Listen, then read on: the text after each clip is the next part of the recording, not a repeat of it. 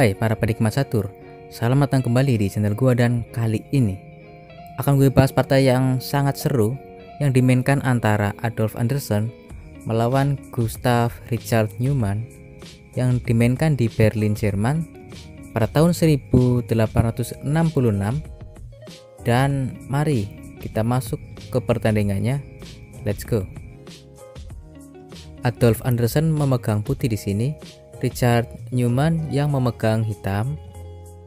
Anderssen memulai permainan dengan langkah pion ke E4, dibalas pion E5, lanjut pion ke F4, pembukaan gambit raja, lalu pion E makan pion F4, gambit raja diterima. Kemudian Anderssen kuda ke F3, mengembangkan kuda dan mencegah menteri keempat memberi sebuah sekak yang sangat mengganggu.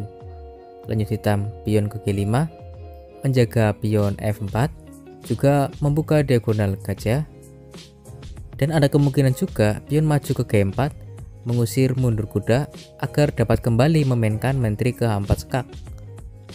Jawaban Anderssen gajah ke C4, mengarahkan jangkauan gajahnya ke pion F7. Jadi jika hitam memajukan pion G4, dia bisa membalas kuda ke E5, mengancam pion F7 dan G4 secara bersamaan. Lalu hitam membalas dengan gajah ke G7, mengembangkan gajah, dan sekarang petak E5 teravasi dengan baik. Anderssen melanjutkan dengan pion D4, mengontrol petak pusat, membuka ruang bagi gajah, dan petak E5 bisa ditempati putih lagi. Neumann merespon dengan pion D6, membuka diagonal gajah C8, juga sekarang petak E5 diawasi oleh pion, sehingga kuda tak bisa ke E5. Sekarang pion maju ke G4, lalu menteri H4 sekak bisa hitam lakukan. Anderssen menjawab langkah ini dengan pion ke H4, mengancam pion G5, dan jika hitam memajukan pion G4, kuda sekarang tinggal mundur tanpa takut menteri ke H4, karena sekarang petak H4 sudah diisi oleh pion. Jadi hitam membalas dengan pion H6, menjaga pion G5, lanjut Anderssen kuda ke C3. Kemudian Neumann kuda ke C6, menekan pion D4 dua kali untuk memperbarui ancaman pion maju ke G4, mengusir kuda. Kali ini targetnya adalah pion di D4. Anderssen merespon langkah ini dengan kuda mundur ke E2, melindungi pion. Ya, tapi karena meninggalkan penjagaan pion E4, jadi hitam menteri ke E7, menyerang pion E, lalu menteri ke E3 dari Anderssen menjaga pion. Kemudian Neumann gajah ke D7, persiapan rokade panjang, lanjut Anderssen gajah ke D2, hitam melakukan rokade di sayap menteri, kemudian lanjut gajah ke C3, meningkatkan posisi gajahnya. Neumann melanjutkan kuda ke F6, mengancam pion E2 kali. Dan di sini ya, kelihatannya tuh putih kayak bisa memakan pion G gitu untuk barter dengan pion E4. Tapi nyatanya jika di sini Anderssen mainkan langkah pion H makan pion G5, kemudian setelah pion H makan pion G5, hitam mengancam benteng di H1, jadi putih harus bereaksi. Misal dia bereaksi rokade panjang, kuda akan makan pion E4 dengan menjaga pion G, jadi putih tetap kalah pion. Atau jika benteng makan benteng, benteng makan benteng, pada posisi ini putih harus rokade panjang dan kembali merelakan pionnya di E4, karena jika tidak, misal kuda nekat makan pion G5, benteng H1 sekak, raja ke D2, benteng makan benteng. Dengan gampangnya hitam menang benteng. Oke, kembali ke posisi. E5 mengancam kuda, kuda ke E5 dan mengancam menteri, kuda tukar kuda, pion D makan kuda. Sekarang penjagaan pion F4 diperkuat, juga hitam mengancam kuda ke G4 lalu ke petak E3. Anderssen menjawab langkah itu dengan langkah yang sangat aktif, pion ke A3. Lanjut kuda G4 dari hitam, gajah ke B4 mengancam menteri, menteri ke F6, gajah ke C5. Ya, sangat mantap ya, mengancam pion sekaligus mengawasi petak E3 dari kuda hitam. Neumann merespon dengan B6 mengancam gajah, tapi ia memberi ruang untuk gajah, jadi gajah ke 6 sekak. raja ke B8, lalu menteri ke B3 memberi pin agar gajah tetap stay di petak C5. Lalu hitam merespon langkah ini dengan gajah ke F8, mengajak pertukaran, dan tentu ditolak oleh Anderson. Gajah mundur G1 ya, karena gajah perlu menjaga petak E3 dari kudanya. Lanjut gajah ke E7 untuk kembali mengkoneksikan benteng. Anderson pion ke A4, dan Newman menjawab dengan menteri ke D6. Hitam sudah menang pion, jadi ya sangat beralasan banget gitu untuk memainkan menteri B4 sekak, menukar menteri dengan menteri.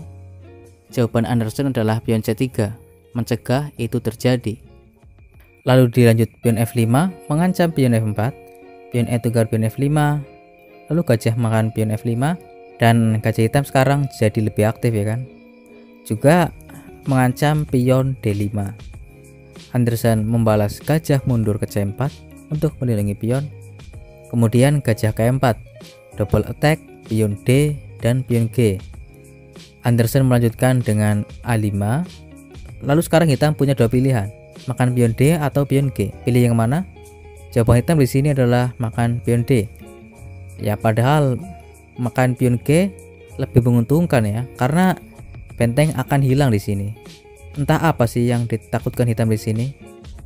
Tapi yang pasti setelah pion A tukar pion B6, pion C makan pion B6, menteri ke4 mengancam pion A7, menteri C7 melindungi pion, kemudian gajah makan gajah D5, benteng makan benteng D5.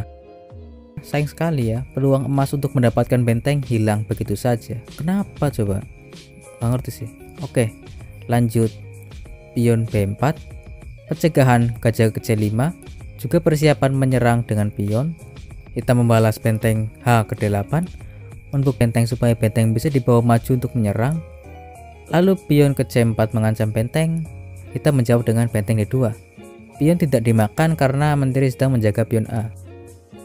Lanjut C5 menyerang pion B.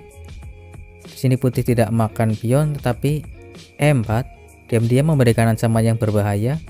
Kemudian setelah pion C tukar pion B6, sebuah kejutan, bam, benteng tukar kuda 2 sekak. Lalu putih raja ke F1.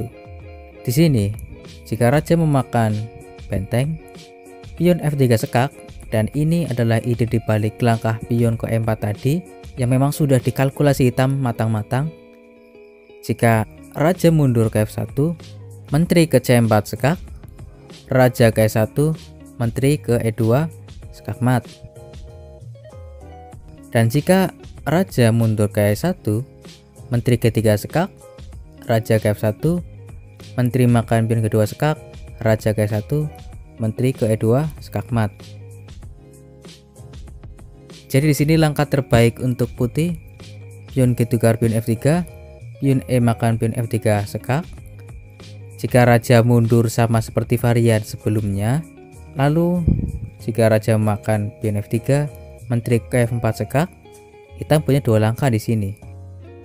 Jika raja G2, benteng ke D2 sekak, raja ke H3, menteri ke F3 sekak mat, gajah menutup, menteri makan gajah sekak, raja ke H3, gajah makan pion H4 sekak mat.